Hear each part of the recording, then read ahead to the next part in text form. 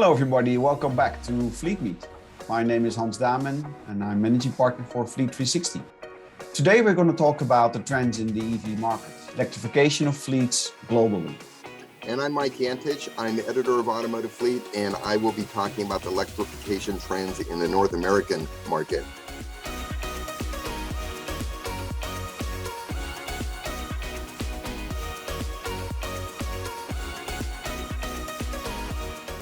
Well, Hans, to start our discussion, what is going on in Europe? What are the current trends there? All of us on the North American side kind of look for leadership in Europe. You are taking a leadership role in this. You're much more advanced in this area of the transition to electrification than we are.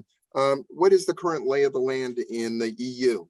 Yeah, Mike, what we see a lot is that key drivers behind electrification are coming from governments in legislation, regulations, demands, requirements, and so on. Recently, we have this big spike in objectives through what we call the Green Deal. So to briefly explain, the Green Deal in Europe means is that the European Commission has upped their requirements on electrification and greening fleets and reducing the carbon footprint. Just to throw a few numbers at you very briefly, they have gone up from a 37.5% decrease of output over the next 8 years to come, but they have now upped that to 55% for passenger cars and 50% decrease for vans. Also, a ban on the sale of diesel cars and petrol cars by 2035.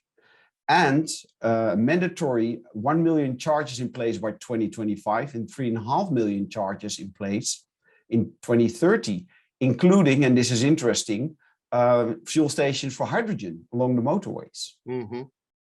There are a lot of things that are driving the market in North America. One is there's been a massive investment in new EV products by the OEMs. There's a tsunami of EV products that are going to be coming out in the next 5 to 10 years into the marketplace. So that's always been the biggest complaint initially, is product availability. Well, product availability is there. Demand is likewise very strong. And here we are as we're introducing the very first EV products. Already some of them are on an allocation basis. So, the transition into EVs because of the demand is going to take a while. What's driving the demand? On the corporate side, it's primarily that most major corporations have corporate sustainability goals to reduce carbon emissions, and fleet managers are receiving pressure from their management to look at alternatives. And one of the alternatives is EVs. And there are challenges that we're going to have to be addressing. And I think in the long term, these challenges will work their way out. But right now, we're creating a path on our own. And ultimately, what we're doing now is going to evolve into the best practices of the future. No, true. What we see here as well is a lot of new product coming out, as you see on your site. Of course, for us, interesting was always that the main manufacturer of EVs in the past was an American-based company that almost shipped 70% of their production initially to Norway and then to the Netherlands and so on. But what we see now from a big influx from China, where China also has made big steps in electrifying their fleet, also mandated by the government, and brands like Xiaopeng or Xpeng, as they will brand themselves over here, will be bringing complete new product also to the market next year, probably in a bit of a disruptive mode in new distribution models and so on. And that also forces the whole industry to rethink their model. I remember ordering my first Tesla, and all I had to do was swipe a credit card, which is a transaction I've never done before for buying a car. Interesting is that what we pick up over here in the news in Europe is that there is also a push from the US government, but it's always difficult to filter out what is the truth behind it and how much mandate will there be for the future. So, Mike, I've understood also that the government, like we have in Europe here, is making some announcements on measures they want to take to improve on the CO2 output of your fleets. That's very true. The Biden administration has made a very ambitious goal to convert the entire federal government fleet to EVs, and that's over 600,000 units out there. But it's not the first time that the government has attempted to do this. It goes back to the Clean Air Act amendments of 1989, and also it goes back to the National Energy Policy Act of 1992.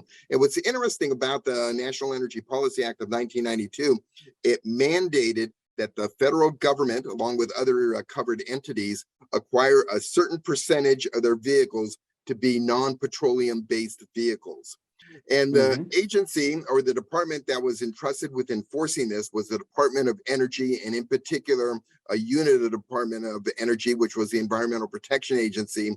What was discovered was that the Department of Energy was having trouble complying with the mandates, acquiring enough non-fossil fueled vehicles and themselves, and yet they were the enforcing agency to make sure that the mandate was being complied to. And eventually this did peter out. As far as I know, the law is still on the books, but no one is really enforcing that or mandating that.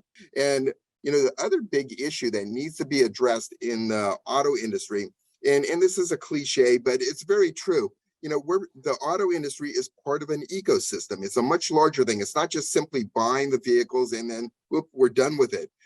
What we need to address is the resale market. The resale market is going to be absolutely crucial to the viability and future of EVs. And that is an area that still a lot of work needs to be done. The majority of vehicles that are remarketed in the United States are remarketed through auctions. I could probably count on one hand how many of those auctions have actually recharging or chargers in their facilities. And it's crucial to have that. So there's just that one area alone requires a major transformation in the industry and a major investment. It's going to be a major investment on the part of a lot of those auction owners. True. Well, we've seen that change in Europe already, as we discussed in the first episode, but we can share a link on that on the screen here somewhere. What we discussed is that in Europe, because most of the EVs are operated through an operational lease, the residual value risk is with the leasing company, and they've become very sufficient and efficient into reselling those vehicles, even to private individuals. So that's not a key challenge over here, and actually so far the EVs are outperforming their expectation on residual values. I still remember ordering a Teslas in the past where they had a residual value of 25% initially when they first came out, and by the time it came to sell those vehicles 4 years later with about let's say 90,000 miles on the reading, they were sold at about 65%. So it's a very challenging marketplace. It's very difficult to have a good outlook on what those residual values should be, and also there is hesitation with the private individual to invest into still an expensive car, not fully understanding the implications of worn batteries, etc., etc. So yes, indeed, we have quite some many bridges to cross here. Well, you bring up a good point. Closed-end leasing has always had difficulty gaining traction in the United States. But maybe EVs might be that catalyst that brings about a rejuvenation of the closed-end lease, because that eliminates a lot of concerns on the resale side. If the lessors or even OEMs perhaps have these vehicles on a closed-end basis, that could alleviate some of the concerns that end users may have on the resale of those vehicles in the used vehicle marketplace. Like Hans, we've reached the end of our time. The time has flown by. There's plenty to talk about, and I'm looking forward to our next conversation. I want to thank the viewers for taking the time to watch this episode, and stay tuned for episode 3 of Fleet Meet. Many thanks, Mike. Looking forward to talk to you again. For those people that really like this, please subscribe or let us know if you have any particular questions that we can address in any of the future episodes. Have a great day.